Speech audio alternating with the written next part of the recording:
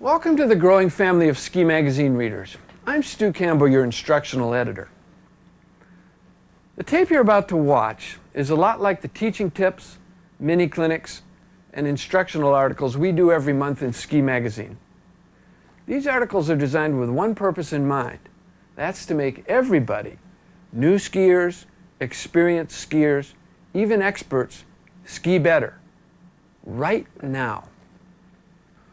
Some of the best ski teachers in the country, members of the United States Demonstration Team, are about to talk to you and ski for you. They also talk to each other a lot. In some ways, these conversations are the most interesting part of the tape, so listen and watch closely. If you're already a fine skier, and many of you are, you might not want to skip over the portions of this tape that seem very basic. There's an awful lot to see here, instruction that operates on many, many different levels. When Tim Petrick talks about stance, for example, what he has to say applies just as much to the extreme skier as it does to the beginner. If you're new to skiing, Jerry Warren's clinic on skiing steeps might seem too advanced, but there's plenty for you to learn too. In fact, you'll realize there's a whole universe of skiing possibilities out there that you can explore. Watch this tape often.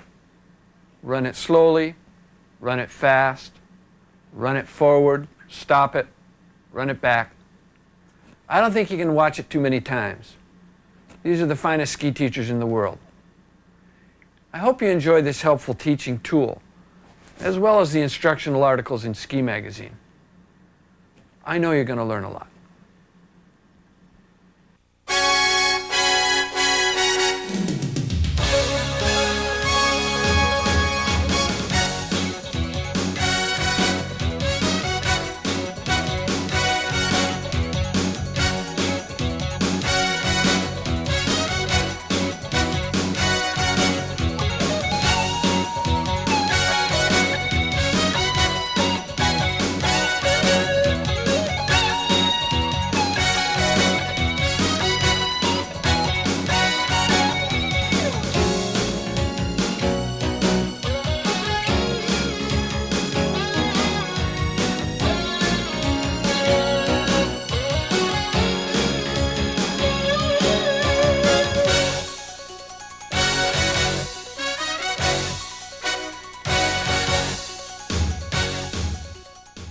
I'm Dave Merriam with the PSI Alpine Demonstration Team.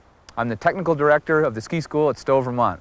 You know, it's no secret that people are real busy today. Whether it's job or a family, there are a lot of pressures, and that makes your time out on the hill more valuable. The goal of this tape is to make that time more fun. Olin Skis, Ski Magazine, and Descent have teamed up to make this happen. The tips will work whether you're a beginner or an advanced level skier. The skill development we follow works from wedge turns to cruising in the bumps. Refining these skills will help you ski better. We'll also visit some situations that you'll find on the hill and help you have more fun in those. Our first tip is from Tim Petrick.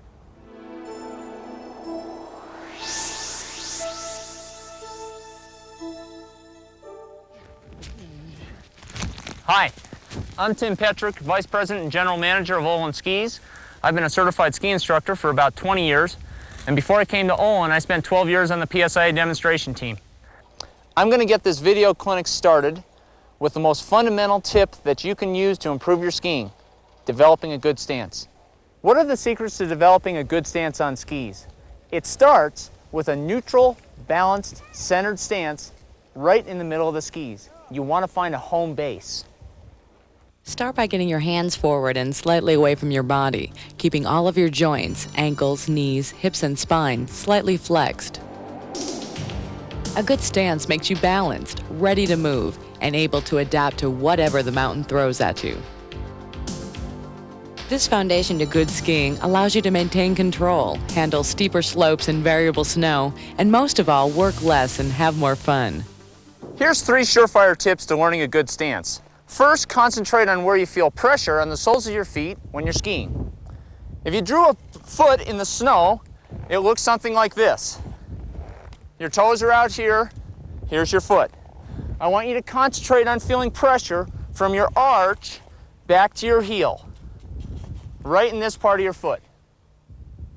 When you're making turns, concentrate on feeling pressure in that part of your foot, the arch heel, as you go from one turn to the next. Stay centered on your skis. The second tip for learning how to maintain a good stance is to concentrate on moving up and forward as you start a turn. Tell yourself up and forward as you begin a turn.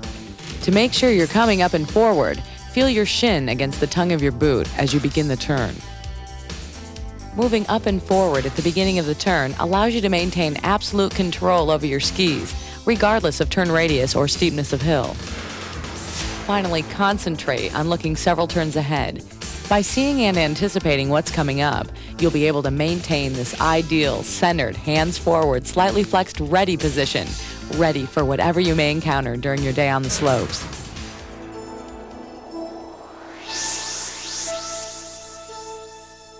I'm Stu Campbell, Vice President of Skier Services at Heavenly Valley, California. I'd like to talk to you a little bit about this stick that all skiers hold in their hands as they ski. In English, we call this a ski pole, which suggests something very strong and massive. People who speak French or Spanish call this a baton, which may be a better word. It's not just an ornament, it's not something that we just push with, but it's something we use very lightly and delicately, like a baton. You know, if we were apes and we had real long arms so that we could reach the ground, we wouldn't need to use these extensions, which we call ski poles. Ski poles do two things. Number one, when you touch the snow with the tip of your pole, it's a signal to transfer weight and to change edges. As you get more sophisticated, the pole touch also helps keep the upper body in a real strong position.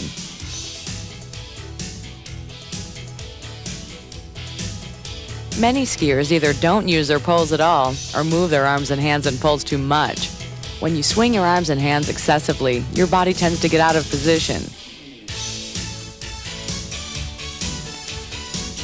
When you ski, try to keep your hands low, forward, and ready, in a position where you can see them. Flick of the wrist, touch and change edges.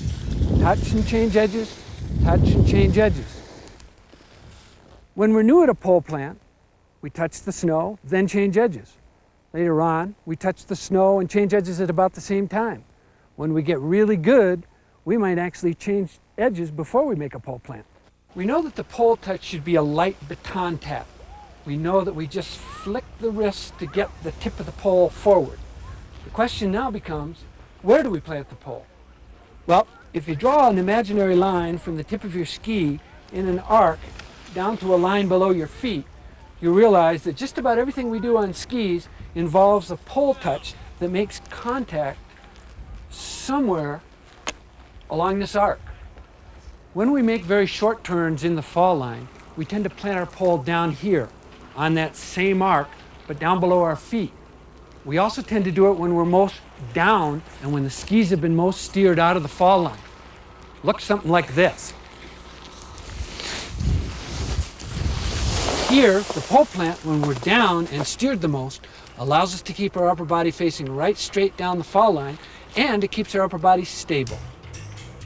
On long gliding turns, plant your poles at the tip of your skis. Also, plant the pole when you're extended. On long, smooth turns, the pole touch happens when you're up. All skiers use their poles in slightly different ways. We haven't even begun to talk about how you use your poles in bumps or how you use your poles in a race course. But you can make a fashion statement with your pole. How you use your pole becomes a matter of style in some cases.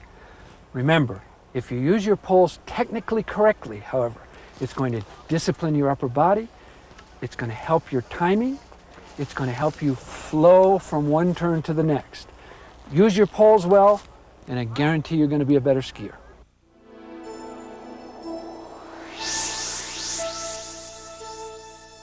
Hi folks, Gary Posekian here from the PSI Alpine Demonstration Team and also a supervisor with the Mammoth Mountain Ski School in California.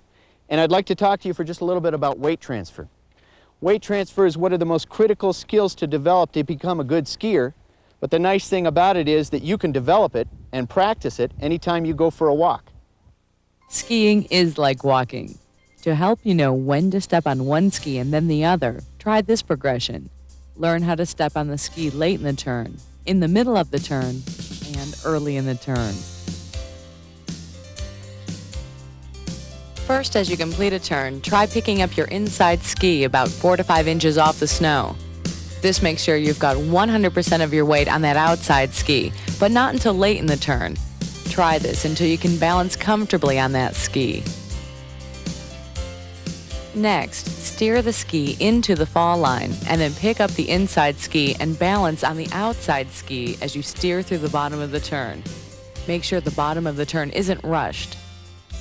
Finally, pick up your downhill ski, transferring all of your weight to the uphill or outside turning ski, then gradually steer the ski through the turn. The key is transferring this weight early and smoothly. Remember, it's just like walking. Look at Gary and imagine yourself walking down the street. Left foot, right foot, left foot, right foot. The weight gradually builds on one foot and then the other, slowly and gently at first, then stronger. Here's another way to practice when to transfer weight. Picture an imaginary corridor down the slope. Right in the middle is a weight transfer line. Each time you cross it, transfer your weight to the uphill or outside ski, then begin your turn. Tim begins his turn on his right foot. As he reaches the middle of this turn, he is completely balanced on that right or outside foot. And as he approaches the transfer line, rises up and steps onto his left foot.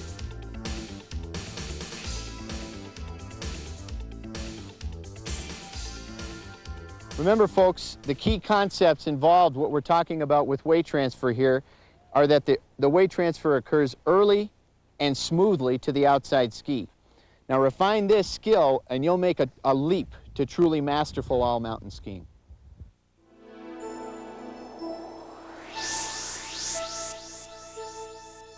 Hi, I'm Shawn Smith. I'm presently the captain of the PSI Demo Team, and I've been a member for the last 15 years.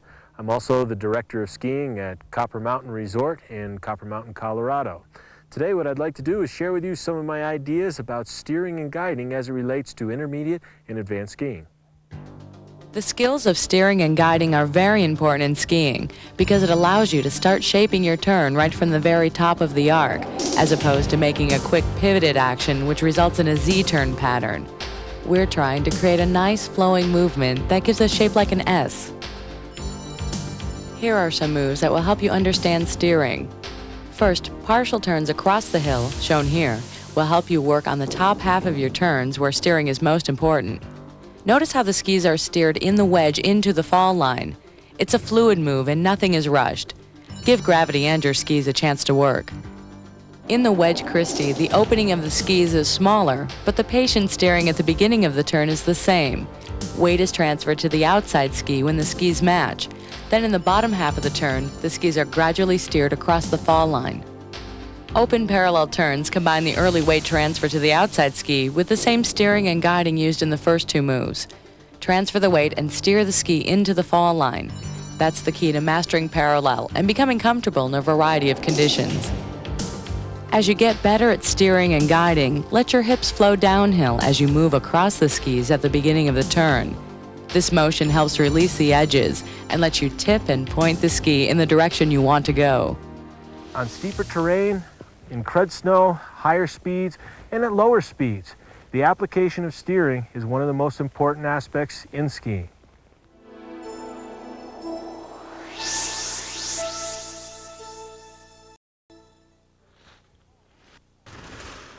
Hi, I'm Jerry Warren, and today we'd like to show you some movement patterns and feelings that will help you ski steeper terrain than you've ever been able to ski before, and do it with a smile on your face.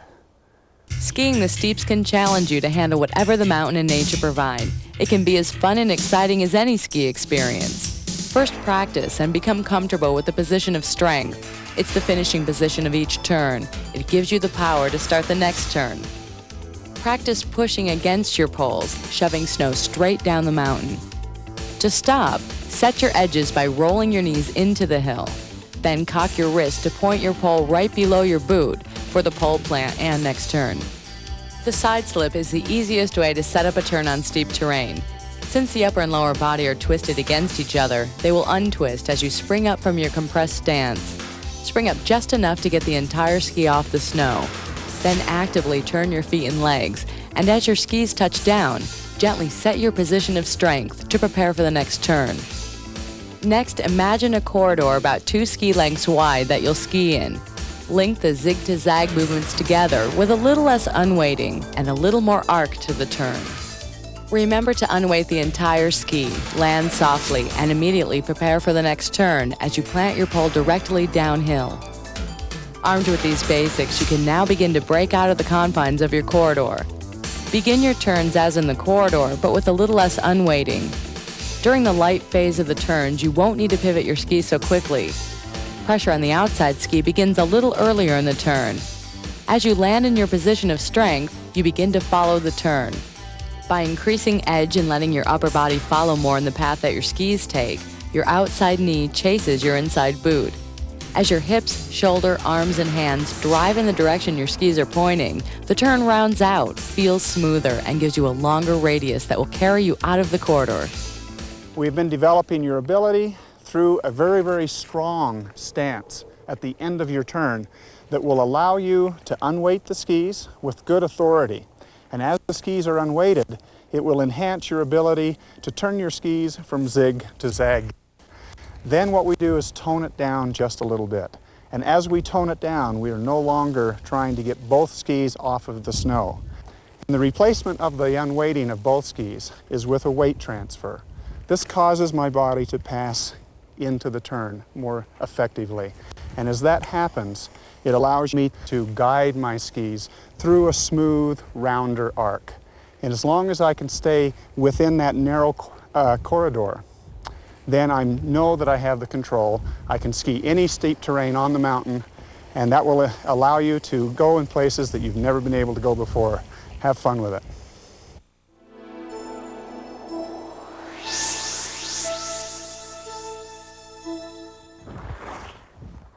Now that's a blast. Skiing bumps can offer a challenge and enjoyment no matter what your level or ability. Here are a few tips to make you have more fun in the bumps. Come on, let's get started. The technical aspects of skiing in the bumps center on improving and perfecting your short turns. There are 3 things to remember. It's important to have a good centered stance. It's the key to keeping up with your skis in the bumps. Correct pole use is a must. It'll keep your body headed in the right direction. Third, a good guided turn will enable you to pick the right line through the bumps. More about picking the right line in a minute. You see, the basics we've been working on in this tape are still the fundamentals to good bump skiing. Work on your short turns on groomed terrain, first on a pretty flat slope, then a little steeper, keeping in mind pole swing and guiding the ski through the turn. Then give the bumps a try. It may be frustrating at first, but keep at it, alternating between groomed then bump runs. Another hint to remember while in the bumps: imagine a ceiling over your head that you really don't want to hit your head on. This will get your legs absorbing the bumps and your upper body will get a smooth ride down. There, those are the technical elements. Now let's take a look at the tactical ones. Line and rhythm, come on. Tactics in the bumps, 3 key decisions. First, flow. You want to maintain an even speed through the bumps, comfortable for your ability level. You've all seen skiers who accelerate as they progress down the bumps, and the rest, well... Second, rhythm. Maintain an even rhythm through the bumps, just like on groomed slopes. One turn should flow into the other. Finally, line. You've got several choices here. The cleanest route is through the troughs of the bumps. It's a slower paced line. You'll find the troughs will help guide your skis through the turn. By approaching the bumps with a little straighter line, you'll ski more aggressively and a little faster. Notice the difference between a line through the troughs and one where the skis go over the sides of the bumps. When you're feeling confident, try skiing right over the tops. At that point, you can really turn anywhere, trough, side, or over the top, as you maintain good rhythm and flow down the trail.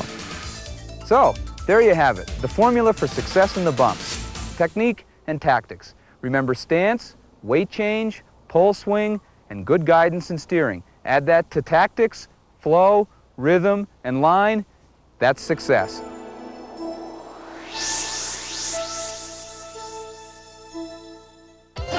This is going to be a blast. You know, one of the neat things about taking a run on a tram like this is you go right to the top of the mountain, and then Well, the rundown, you ski a multitude of terrain, snow conditions, and all that sort of thing. It's going to be a blast. Yeah. You get crud, you get a little bit of ice, you get a little bit of bumps, you get a little bit of powder. The potpourri.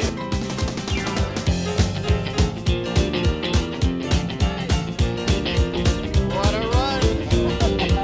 Did I dazzle him in there or what? I can tell you one element that I did not pay a lot of attention to, that I think really needs some close attention, is turning both feet At the same time. at the same time. I think one of the elements between soft snow and steeper terrain that people miss is the importance of making sure that you're trying to steer the tips into the turn rather than back off and displace the tails out of the turn. Yeah, one is a real strong steering move where both feet can work, and the other is a pivoted move.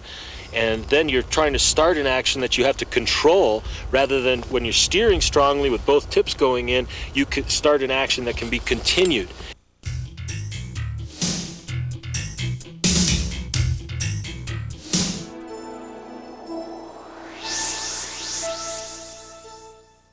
So, does this look like light powder to any of you? Yeah, look at it billow. I think that the key in this stuff is patience. You know, you have to be strong, you have to be centered, you have to be really solid through the waist and the lower back, but you can't try and make any very sharp, radical movements. I think everything has to be very smooth, has to be very well directed and strong, but you have to be patient, because the ski is going to sink a bit. And if you're trying to jump, you're going to be pushing down, the ski is going to want to sink, and all that resistance around your feet, you're going to end up high-siding it for sure. But I think you watched the group ski down and you saw some nice patience and nice solid movements and in control. Yeah, I was thinking of kind of porpoising my skis, kind of coming up and pushing down and coming up, instead of being like a, well.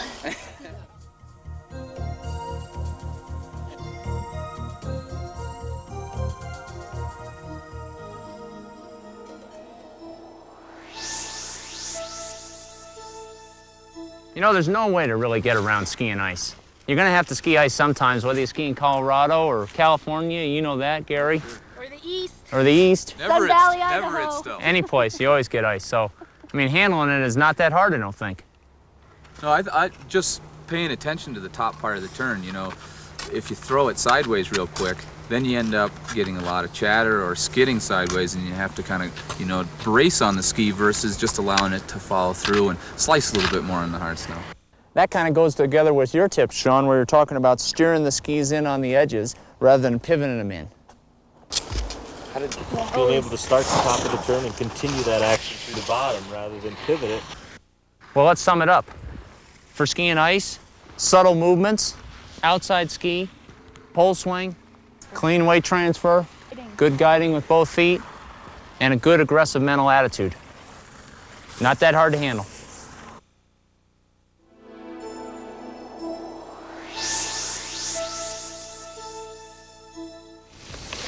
Ha! You know, when I was teaching skiing, it seemed like the only two questions that people would ask when they come to ski school is, can I learn how to ski with my feet together, and can I learn how to ski bumps? You know, Tim, that was back when your pants were baggy and your face was smooth. Now your pants are smooth and your face is baggy. Yeah, but you know, things really haven't changed that much. You know, things haven't changed, and the problem is that a lot of people who don't have a lot of direction in their skiing try to put their feet together and make everything work. And I think what we got to think about is making everything work, and when we do that, the feet kind of come together, and that's when we start to look good. Right, sort of more of a natural approach versus kind of forcing it. That doesn't mean that there's not a right or wrong to this. You still have to be practicing the right things, and that's what we've been trying to cover in this tape. But you know, there's so many things that you can experience on groomed terrain. Most people do not realize what they can feel on smooth terrain. You know, the ski slicing through the snow, and rather than just moving down the hill, the exhilaration of being able to go over there and then go over there. It's a neat feeling, and many people don't ever feel that in their skiing. That's where good skiing really begins. Groomed terrain doesn't tell you whether you're doing things right or wrong. It's going off-piste that tells you. Yeah, well, that's exactly the point. You know, when you go off-piste, problems start to magnify themselves, and that's why non-groomed skiing is the greatest teacher of all. If you've got a hand problem, if you've got a hip problem, if you've got a weight transfer problem, if you've got a pole pant problem, all of a sudden these things become really, really obvious to you, and that's why you got to do it. But how do you know once you get there which one of those problems is your problem and which thing to practice from this tape? Well, that's where you got to go back to the tape, and that's maybe where you've got to go have somebody look at you. And somebody who's going to look at you ought to know what they're talking about. And I don't think it's your buddy from down the block. I think it's maybe somebody who's got some experience under the belt. And I've always said a certified ski instructor is not a bad idea.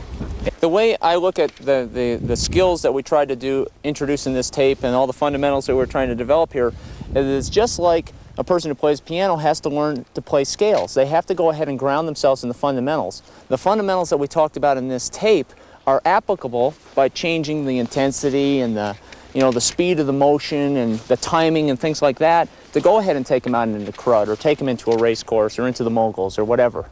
Many people are out skiing from day to day and they only know a few notes to play on the piano. And it's hard to play a good, complete song or melody if you only know a few notes. And, change is kind of the operative word here, and as you get older and as you ski longer and longer, the music changes a little bit. And I think just because the music changes doesn't mean you need to stop playing. The notes are the same, and you can still learn more notes, but the notes become more subtle. They become softer. You take some of the skills that we address, like stance and pole swing and weight change and steering and skiing the steeps and so forth, and from that you move to more rhythm and more flow from turn to turn, and then from that it's more fun, there's more freedom, more self-expression. But the problem sometimes is the students want fun and freedom without the skills that back it up, without the foundation. I hate to turn this into a crass commercial message, but really that's kind of the, well, I don't really, so I have to. Yeah, you do. But the idea that we're trying to work with in Olin Skis is we're trying to design skis that help people ski better. Skis that make it easy to ski, not skis that are macho and maybe really with a tough guy kind of an image, but skis that are easy and fun to ski, that help you enjoy the sport more. And that's what this tape's about. I think we ought to go do it. Let's go do it. All right.